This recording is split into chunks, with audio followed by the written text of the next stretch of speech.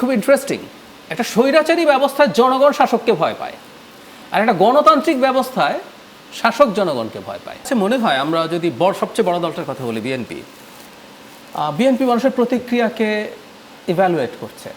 খেয়াল করবেন, বিএনপির কিছু গ্রাসরুট লেভেলের সংখ্যাটা ছোটও না, যে তারা অনেকেই নানান অনিয়ম, দুর্নীতি, চাঁদাবাজি, এগুলোর সাথে দখলবাজির সাথে জড়িয়েছে।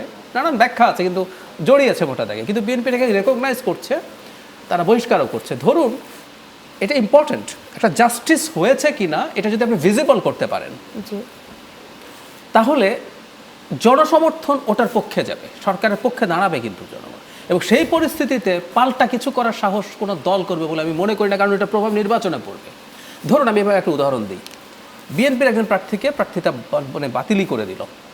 বিএনপি নিয়ে এমন কিছু করলো, জনগণের সামনে পারসেপশন হচ্ছে ন্যায্যভাবে বাতিল হয়েছে। এরপর প্রতিপক্ষরা বসে আছে কিন্তু এটা ইউজ করার জন্য, যে বিএনপি অন্যায় করছে, দেখো ও কিন্তু ক্ষমতায় আসলে এটা হবে। বিএনপি ঝুঁকি নেবে না, আপনি শিওর থাকেন, যদি ন্যায্যতার সাথে হয়। এবং ন্যায্যটাকে যদি ইম্পর্টেন্ট, এটা ন্যায্যতাটাকে যদি আপনি জনগণের সামনে প্রতীয়মান করতে পারেন, এটা হলে কিন্তু এটা হবে।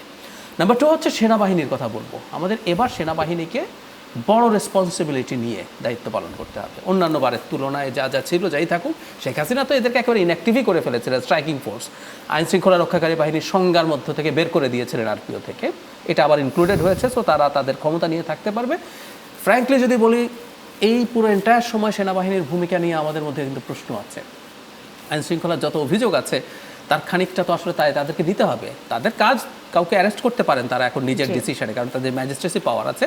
এরপর পুলিশে যাবে, বিচার চলবে, সেটা পরের আলোচনা। কিন্তু তারপরও সব ক্ষেত্রে যে যথেষ্ট ভালো কিছু হয়েছে তা না।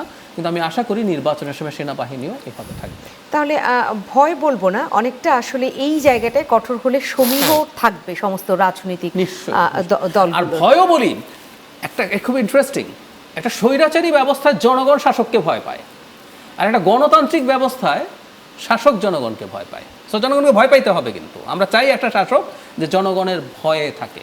আমরা এটা চাই। আমরা হাসিনাকে ভয় পেতাম, আমরা চাই ভবিষ্যতের প্রধানমন্ত্রী বাংলাদেশকে ভয় পায়।